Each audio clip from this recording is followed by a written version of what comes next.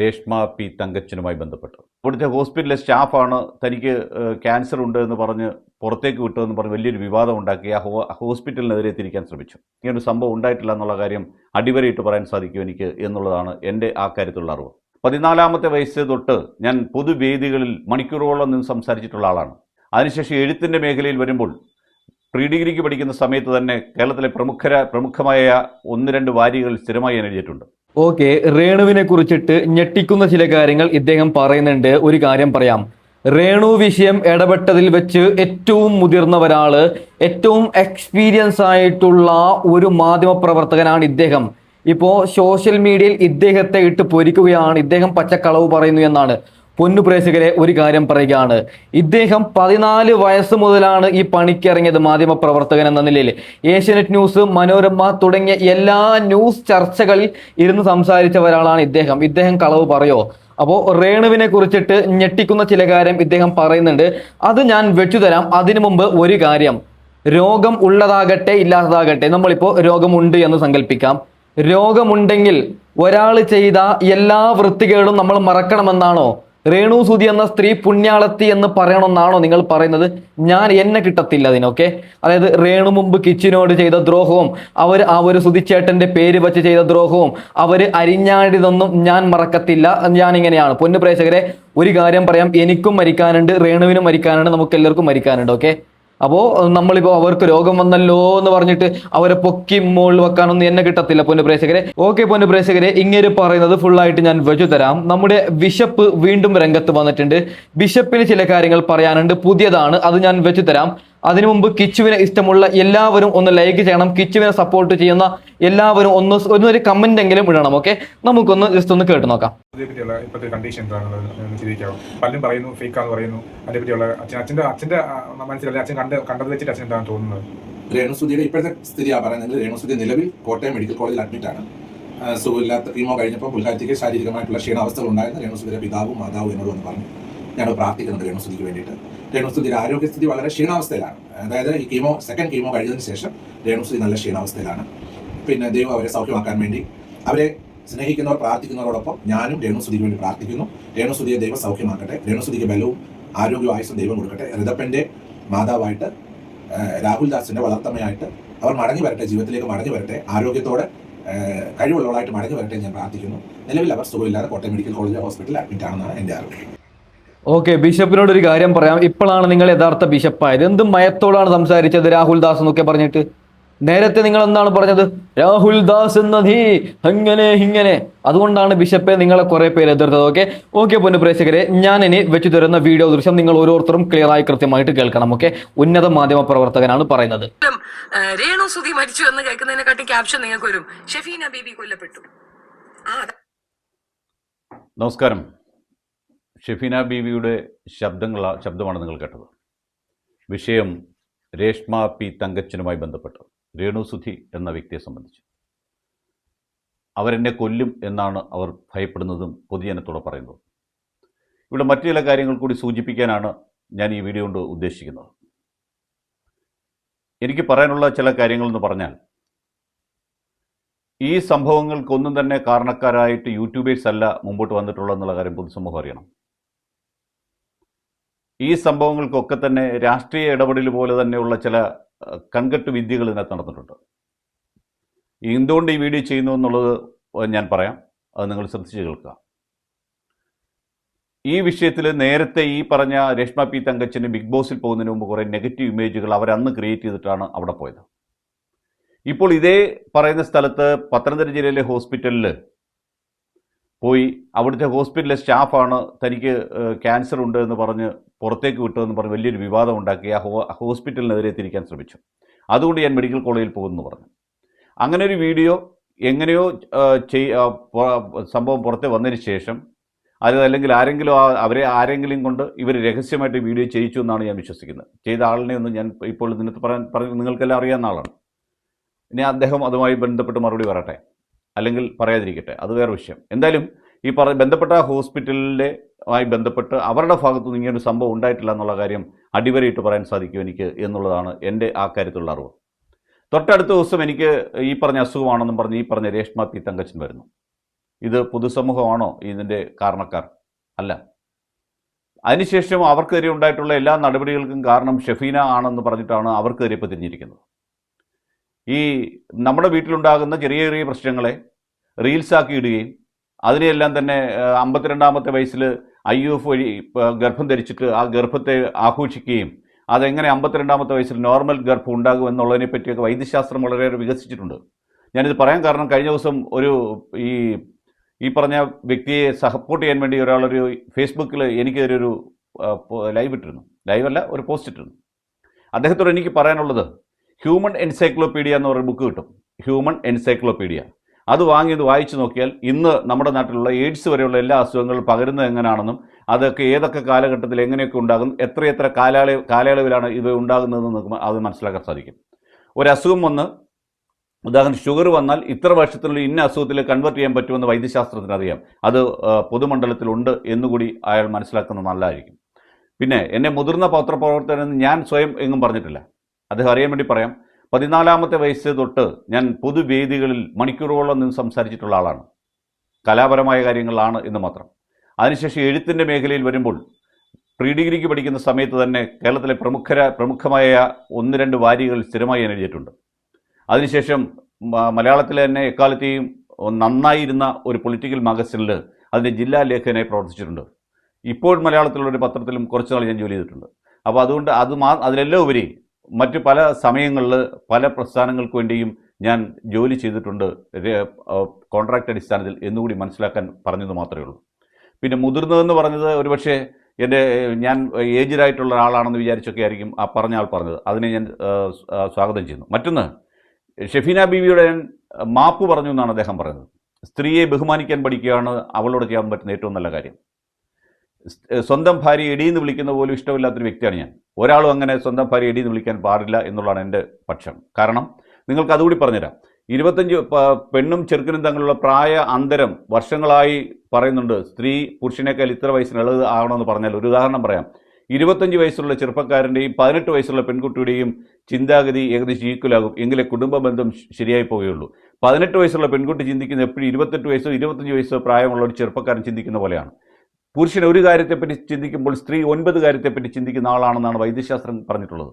ഇല്ലെങ്കിൽ ലോകപ്രശസ്ത ലൗബലിയ അങ്ങനെ തന്നെ പറഞ്ഞിട്ടുണ്ട്. അതുകൊണ്ട് സ്ത്രീ അടിമ ആണെന്നോ അല്ലെങ്കിൽ സ്ത്രീ ആയതുകൊണ്ട് അവരുടെ മാപ്പ് പറയുന്നതൊന്നുമില്ല. ഞാൻ അവരുടെ മാപ്പോ ക്ഷമയോ പറഞ്ഞിട്ടുണ്ടെങ്കിൽ അത് എൻ്റെ അന്തസ്സാണ്. അത് നിങ്ങൾക്ക് അവരോടുള്ള വ്യക്തിബന്ധത്തിൻ്റെ വ്യക്തിവൈരാഗ്യത്തിൻ്റെ പുറത്തല്ല ഞാനത് ചെയ്തിട്ടുള്ളത്. എനിക്ക് ഒരു സ്ത്രീയോട് മറ്റൊരു സ്ത്രീയോട് ഇന്നുവരെ കണ്ടിട്ടില്ലാത്ത, ഫോൺ ചെയ്തിട്ടില്ലാത്ത ഒരു വ്യക്തിയോട് എനിക്ക് തോന്നിയ ഒരു ആദരവ്, സ്ത്രീത്വത്തോടുകൂടി ആദരവാണത്. ആ വ്യക്തിയല്ല, ആ സ്ത്രീത്വം, അവരിൽ അടങ്ങിയിരിക്കുന്ന ആത്മാവിനെയാണ് ഞാൻ ആദരിച്ചത്. അതിനെനിക്ക് യാതൊരു മടിയില്ല എന്നുകൂടി മനസ്സിലാക്കണം. പിന്നെ അതിൻ്റെ വാലെ പിടിച്ചിട്ട് ഞാൻ വീഡിയോ ചെയ്ത് ഇങ്ങനെ കൊണ്ടുവന്ന് നോക്കണ്ട. നെഗറ്റീവ് ആണ് ഈ പറഞ്ഞ വാർത്തകൾ ക്രിയേറ്റ് ചെയ്യുന്നതുകൊണ്ടാണ് മുഖ്യധാരാ മാധ്യമങ്ങളിൽ നിന്ന് വിട്ടുനിൽക്കുന്നത് കൂടി നിങ്ങൾ ഓർക്കണം. അത് ഈ റീൽസ് ചെയ്യുകയും റീൽസിലൂടെ പണം സമ്പാദിക്കുകയും പൊതുജനത്തിന് മുമ്പിൽ മറ്റുള്ളവരെ തെറി പറയുകയും എന്തും പറയാമെന്ന രീതിയിൽ വരുന്ന എല്ലാ റീൽസ് കുട്ടപ്പിമാരും മനസ്സിലാക്കേണ്ട ഒരു സംഭവം ഇതുതന്നെയാണ്. നിങ്ങളെ പേടിച്ചിട്ടല്ല മറ്റ് മാധ്യമങ്ങൾ അത് ഏറ്റുപിടിക്കാത്തത്. അവർ നെഗറ്റീവ് ഇമേജ് ഉണ്ടാകും എന്നൊറ്റ കാരണം കൊണ്ടാണ് അവർ ഇത് പുറത്തു പറയാത്തത്. റിയാക്ഷൻ വീഡിയോ ചെയ്ത് എത്രയോ പേർ റിയാക്ഷൻ വീഡിയോ ചെയ്തു ആ വീഡിയോ വെച്ചിട്ട്. അതാണല്ലോ നിങ്ങളതിനെ ഇതായിട്ട് പറഞ്ഞത്. ഒരു രോഗി, പൊതുസമൂഹം രോഗിയായിട്ട് അംഗീകരിക്കണമെങ്കിൽ അവർക്ക് രോഗമുണ്ടെന്ന് വ്യക്തമാക്കണം. ആ രോഗം ഇങ്ങനെയൊന്നും അല്ല കൊണ്ടുവരേണ്ടത് നിങ്ങൾ മനസ്സിലാക്കണം. എവിടെയാണ് ഈ പ്രശ്നങ്ങളുടെ ആരംഭം നിങ്ങൾക്കറിയാവോ? ഈ റീൽസുകളും മറ്റു കാര്യങ്ങളൊക്കെ വന്ന സമയത്ത് ഈ പറഞ്ഞ രേഷ്മ തങ്കച്ചൻ തന്നെ ആൾക്കാരിങ്ങനെ ICUയിൽ എങ്ങനെ പോയി ഇവർ സീമാജി നായർ സർ മാഡം കയറി എന്ന് പറഞ്ഞ സമയത്ത് സഹീർ കണ്ണൂർ എന്ന് പറയുന്ന പൊതുപ്രവർത്തകൻ കേരള സ്റ്റേറ്റ് ഹ്യൂമൻ റൈറ്റ്സ് കമ്മീഷന് പരാതി കൊടുത്ത സമയം തൊട്ടാണ് ഞാൻ ഈ വീഡിയോ ചെയ്തത്. അതിന് മുമ്പ് ഞാൻ 1-2 വീഡിയോ വരെ ആ വീഡിയോയിൽ ഞാൻ പറയുകയും ചെയ്യുന്നുണ്ട്. അത് പരാതി സ്വീകരിച്ച് അന്വേഷണത്തിന് ഉത്തരവായിട്ടുണ്ട്. അവിടെ തൊട്ട് അദ്ദേഹമായിട്ട് ഏകദേശം 15-20 മിനിറ്റോളം ഞാനത് വിശദമായി സംസാരിച്ച ശേഷമാണ് വീഡിയോ ചെയ്തത്. വീഡിയോയ്ക്ക് ശേഷമാണ് ഇതിങ്ങനെ പ്രചരിച്ചു വന്നത്. മറ്റൊരു ബില്ലിൻ്റെ ഒറിജിനാലിറ്റിയെ പറ്റി കഴിഞ്ഞ ദിവസം പറഞ്ഞു. അതിനൊക്കെ എനിക്ക് വ്യക്തമായ അഭിപ്രായം ഉണ്ടായ കാര്യത്തിൽ. കാരണം ഒരു കമ്പ്യൂട്ടറിൽ നിന്ന് ബില്ലടിക്കുന്ന സമയത്ത് അത് എങ്ങനെ പുറത്തേക്ക് വരുന്നു, അതിൻ്റെ ഫോണ്ട് എന്തായിരിക്കുന്നു, ഫോണ്ടിൻ്റെ രീതി എന്തായിരിക്കും എന്നൊക്കെ വ്യക്തമായിട്ട് എനിക്കറിയാൻ പറ്റും. അത് വിവരമുള്ള ഒരാൾ പരിശോധിച്ചാൽ അതെന്താണെന്നുള്ള മനസ്സിലാകുമെന്ന് മാത്രമേ ഇപ്പോഴും അതിനകത്ത് പറയുന്നുള്ളൂ. ഇങ്ങനെ അതൊക്കെ പ്രൊമോഷൻ വീഡിയോകളായിരുന്നു, അല്ലെ അവരെ സപ്പോർട്ട് ചെയ്യാൻ വേണ്ടി ചെയ്ത വീഡിയോകൾ. അവരെ സപ്പോർട്ട് ചെയ്തോളൂ നിങ്ങൾ. പക്ഷേ ആരെ നിങ്ങൾ സപ്പോർട്ട് ചെയ്യുമ്പോഴും എതിർഭാഗത്ത് നിൽക്കുന്ന സത്യം വിളിച്ചു പറയുന്നവരെ ക്രൂശിക്കാനുള്ള നടപടിയായിട്ട് പോകരുത്. നെഗറ്റീവ് ഇമേജും നെഗറ്റീവായ പ്രശ്നങ്ങളും നിങ്ങളുടെ ഭാഗത്തുള്ളത് കൊണ്ടാണ് നിങ്ങളെ വിരൽ ചൂണ്ടിക്കൊണ്ട് കാണിക്കുന്നത്. അതല്ലാതെ ഒരാൾക്കും ഈ പറഞ്ഞ വ്യക്തിയോട് വ്യക്തിവൈരാഗ്യമൊന്നും ഉണ്ടോ എന്ന് എനിക്ക് തോന്നുന്നില്ല. ഒരാളിനോടും. കേരളത്തിലെ അനാഥാലയങ്ങളുടെ നടത്തിപ്പുകൾക്ക് അതിനകത്ത് അഴിമതി നടക്കുന്നു എന്ന് വിളിച്ചു പറഞ്ഞ ഒരാൾ ഞാൻ മാത്രമാണ്, വ്യക്തമായി പറഞ്ഞിട്ടുള്ള ആൾ ഞാൻ മാത്രമേ ഉള്ളൂ. ആ പറഞ്ഞ സമയത്ത് എനിക്കൊരു ധാരാളം പ്രശ്നങ്ങൾ ഉണ്ടാക്കിയിട്ടുണ്ട്. ആ പ്രശ്നങ്ങളൊന്നും ഞാൻ വകവെക്കുന്നില്ല എന്നുള്ള കാര്യം. ഏറ്റവും അവസാനം ഞാൻ നിർത്തിയത് ആരോ പറഞ്ഞാൽ പേടിച്ചിട്ട് ഒന്നുമല്ല, എനിക്ക് പറ്റിയൊരു എതിരാളി അല്ലാത്തത് കൊണ്ട് മാത്രമാണ് പലതും ഞാൻ വിട്ടുകളഞ്ഞിട്ടുള്ളതെന്നാണ് മനസ്സിലാക്കുക. ഇതും അങ്ങനെ തന്നെയാണ്. എനിക്ക് ഞാൻ സംവദിക്കുന്നത് സാധാരണക്കാരായ ജനങ്ങളോടാണ്. അവരറിയേണ്ട പല കാര്യങ്ങളുണ്ട്. അത് ഇവിടുത്തെ മുഖ്യധാര മാധ്യമങ്ങൾ ചെയ്യാൻ പറ്റുന്നില്ല. മുഖ്യധാര മാധ്യമങ്ങൾ ചെയ്യാത്തതിൻ്റെ കാരണവും ഞാൻ പറഞ്ഞു. നെഗറ്റീവ് ഇമേജുള്ള കാര്യങ്ങളൊന്നും തന്നെ മുഖ്യധാര മാധ്യമങ്ങൾ ചെയ്യില്ല. എൻ്റെ ജില്ലയിൽ തന്നെ നടന്ന പല പ്രശ്നങ്ങളും മുഖ്യധാര മാധ്യമങ്ങൾ അതിനെ വേറെ രീതിയിൽ കണ്ടതിന് കാരണം അതാണ്. ഞാൻ അവരോട് തന്നെ നേരിട്ട് സംസാരിച്ചു. അപ്പോൾ അവരോട് ചേട്ടാ അതങ്ങനെ അല്ലേ, നമുക്കത് ചെയ്യാൻ പറ്റില്ലല്ലോ എന്നാണ് പറഞ്ഞത്. അപ്പോൾ അതുകൊണ്ട് പല കാര്യങ്ങളും അറിയാമെങ്കിലും പല കാര്യങ്ങളും തുറന്നു പറയാത്തതിൻ്റെ കാരണം അത്ര മാത്രമാണ്. അല്ലാതെ ആരെയും പേടിച്ചിട്ടൊന്നുമല്ല. ഇങ്ങനെ സത്യം വിളിച്ചു പറയുന്നവരെ കൊല്ലാൻ തുടങ്ങിക്കഴിഞ്ഞാൽ നിങ്ങൾ ആരെയെല്ലാം കൊല്ലാൻ പറ്റും നിങ്ങൾക്ക്? ഇവർ കോക്കസിൻ്റെ കയ്യിലാണ് ഇങ്ങനെയുള്ള പലരും ജീവിച്ചു പോകുന്നതെന്നുള്ളതാണ് പരോക്ഷമായി നമുക്കിനെ പറയേണ്ടത്. വലിയ വേദനയും മാനസികമായ തകർച്ചയും ഉണ്ടാകുന്ന ഒരു അസുഖമാണ് ക്യാൻസർ എന്ന് എനിക്കറിയാം. 10 ഒരാൾക്കെങ്കിലും ക്യാൻസർ ഇല്ലാത്തവരില്ല എന്നുള്ളതാണ്. ക്യാൻസർ സെല്ല് എല്ലാവരുടെയും ശരീരത്തുണ്ട്. അത് ആർക്കും എപ്പോഴും സംഭവിക്കാം. എന്തൊക്കെ അഭ്യാസങ്ങൾ കാണിച്ചാലും നമ്മുടെ ബ്ലഡിൽ ഒരു ശകലം അഴുക്ക് പറ്റിയാൽ തീരാവുന്ന അസുഖങ്ങളേ ഉള്ളൂ എന്നുകൂടി മനസ്സിലാക്കണം. കോവിഡിൻ്റെ ഇഞ്ചക്ഷൻ എടുത്ത ഇതിൻ്റെ സൈഡ് എഫക്റ്റ് ആയിട്ട് ഞാൻ അങ്ങോട്ട് പോയി എൻ്റെ ബോഡി എല്ലാ വർഷവും ചെക്ക് ചെയ്യുന്നതിന് അപ്പുറത്തേക്ക് ചെക്ക് ചെയ്തിട്ട് എനിക്ക് ഹൃദയത്തിൽ ബ്ലോക്ക് ഉണ്ടെന്ന് കണ്ടുപിടിച്ച് സെയിം ഡേയിൽ ചിങ്ങമാസം 1-ാം തീയതി ബൈപ്പാസ് നടത്തിയ ആളാണ് ഞാൻ. അപ്പോൾ എത്രമാത്രം ഞാൻ ഈ ആരോഗ്യരംഗത്തെ കാര്യങ്ങളെപ്പറ്റി ചിന്തിക്കുന്നുള്ളൂ നോക്കണം. എന്ന് വെച്ചാൽ ഒരുപക്ഷെ മലയാളത്തിൽ ഉണ്ടോ എന്ന് എനിക്കറിയില്ല. ഞാൻ എൻ്റെ വെഡിങ് ആനിവേഴ്സറി ആഘോഷിച്ചത് ആ വർഷം ആ ഹോസ്പിറ്റലിലെ CCUവിലായിരുന്നു. അപ്പോൾ അങ്ങനെയുള്ള ഞാൻ ഈ കാര്യങ്ങളിൽ ഞാൻ വളരെയേറെ ആഴത്തിൽ പഠിക്കുന്ന ഒരാളാണ്. മാത്രമല്ല ഈ പറയുന്ന മിക്കവാറും ഈ പോയ വഴികളിലുള്ള തന്നെ ഹോസ്പിറ്റലുകളും എനിക്ക് നല്ല ബന്ധങ്ങളുണ്ട്. അന്നേ ഇതിനെപ്പറ്റി ഞാൻ അവരുടെ CEO എന്നോട് ഞാൻ സംസാരിച്ചിരുന്നതാണ്. അദ്ദേഹം അത് വിട്ടുകളമോനെ എന്നാണ് പറഞ്ഞത്. ഇല്ലെങ്കിൽ അന്നേ ഈ പ്രശ്നം സോൾവ് ചെയ്യാൻ സാധിക്കുമായിരുന്നു. ഈ സംഭവം ഈ വ്യക്തിയുമായതുകൊണ്ടാണ് അന്ന് ഞാൻ അത് വീഡിയോ ആയി ചെയ്യാനെന്ന് കൂടി ഇതിനോട് ഓർമ്മപ്പെടുത്തുകയാണ്. അതുകൊണ്ട് എന്നെ അറ്റാക്ക് ചെയ്തോ മറ്റൊരാളെ അറ്റാക്ക് ചെയ്തോ വീഡിയോ ചെയ്യുന്നതിനൊക്കെ നല്ലത്. അതുകൊണ്ട് റീച്ച് കിട്ടുകയോ കൈയടി കിട്ടുന്നെങ്കിൽ ഒരു കാര്യം ഓർക്കണം, സത്യം അധികകാലമൊന്നും ആർക്കും മൂടി വെക്കാൻ സാധിക്കത്തില്ല.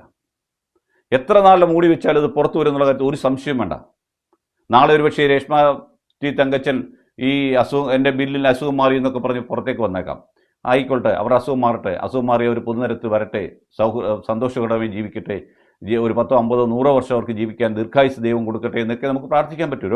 രോഗം ആർക്കും വരാമെന്നാണ് ഞാൻ നേരത്തെ സൂചിപ്പിച്ചത്. ആർക്കും ഏതവസ്ഥയിലും. അത് ഞാൻ എൻ്റെ കാര്യം തന്നെ പറഞ്ഞു.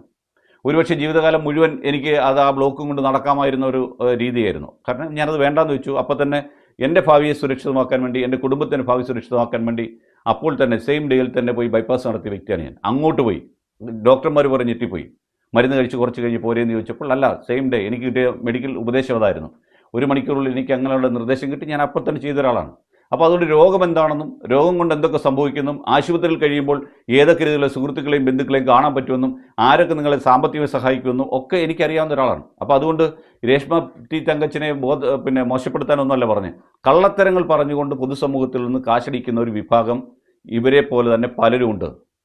റീൽസ് ഇട്ട് ചെയ്യുന്നു. അപ്പോൾ എല്ലാ കാര്യങ്ങളും എല്ലാവർക്കും അറിയാം. അങ്ങനെയൊന്നും ചിന്തിക്കരുതാരും. എന്നെ കേൾക്കുന്ന നിങ്ങൾക്ക് എന്നെക്കാൾ കൂടുതൽ വൈദ്യശാസ്ത്രപരമായ അറിവുള്ളവരായിരിക്കാം. എന്നെ കേൾക്കുന്ന ഡോക്ടർമാരുണ്ട്, അവർക്ക് ഉണ്ട്. അപ്പോൾ അതുകൊണ്ട് ഒരു കാര്യം മനസ്സിലാക്കേണ്ടത്, ഒരു ബുക്കിൽ നിന്നോ അല്ലെങ്കിൽ ഒരു വിരൽത്തുമ്പിൽ നിന്നോ കിട്ടാവുന്ന ഇൻഫർമേഷൻസ് ആണ് ഈ സമൂഹത്തിൽ നിന്നുള്ളത് നിങ്ങൾ മനസ്സിലാക്കണം. നിങ്ങളുടെ എൻ്റെയും വീട്ടിലൊരു കൊച്ചു കുഞ്ഞ് 7 വയസ്സുള്ള അല്ലെങ്കിൽ 10 വയസ്സുള്ള കുഞ്ഞിൻ്റെ അടുത്ത് മോളെ ഇത് അല്ലെങ്കിൽ മോനെ ഇത് എടുത്തു തരാൻ പറഞ്ഞാൽ സെക്കൻഡുകൾക്കുള്ള അവൻ എടുത്തു തരും.